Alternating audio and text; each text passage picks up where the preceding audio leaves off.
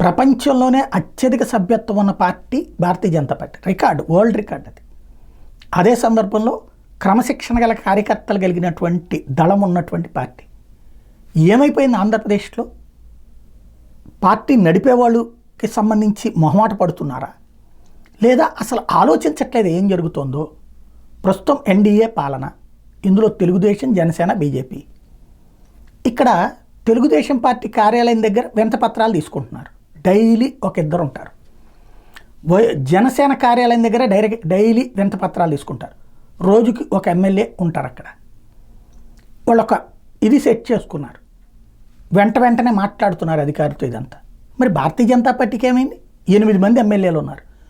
వారంలో 6 రోజులు పెట్టుకున్నా, ఆదివారం సెలవు తీసుకున్నా 6 రోజులు పెట్టుకుంటే 6 రోజులు మనుషులు ఉన్నట్టేగా, మళ్ళీ 2 రోజులు అంటే ఉన్నట్టే కదా. అలాగే 3 ఎంపీలు ఉన్నారు కదా, 11 మంది ఉన్నారు కదా. 11 మంది పెట్టుకుంటే కనుక వారం రోజులకి ఈజీగా నడిచిపోతుంది కదా. 11 మందిలో ఎవరో ఒకళ్ళు ఉండలేరా? పార్టీ కార్యాలయంలో వినతిపత్రాలు తీసుకోలేరా? పబ్లిక్ సమస్యలు మాట్లాడలేరా? అరే నిన్న కాక మొన్న వచ్చింది జనసేన చేస్తుందే, భారతీయ జనతా పార్టీ నిద్రపోతుందా? గ్రౌండ్ లెవెల్ అసలు పట్టట్లేదా? లేదా పదవులు రాలేదు కాబట్టి, పదవులు ఇద్దరు సత్యకుమార్ యాదవ్కి వచ్చింది, భూపతిరాజుకి వచ్చింది కాబట్టి మాకు లేదంటారు. మరి ఆ లెక్కనైతే ఇప్పుడు జనసేనలో వచ్చింది ఇద్దరికే కదా, మరి వాళ్ళు ఎట్టా పని చేయగలుగుతున్నారు? తెలుగుదేశంలో వచ్చింది ఎంతమందికని, వాళ్ళు గెలిచింది ఎంతమంది, వాళ్ళకి వచ్చిన పదవులు ఎంతమందికి?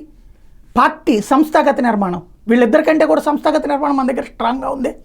ఏం జరుగుతోంది మనకు? అసలు పార్టీ నడపాలనుకుంటున్నారా, లేకపోతే కనుక మూసేసుకుంటున్నారా? ఆలోచించుకోవాల్సి ఉంది.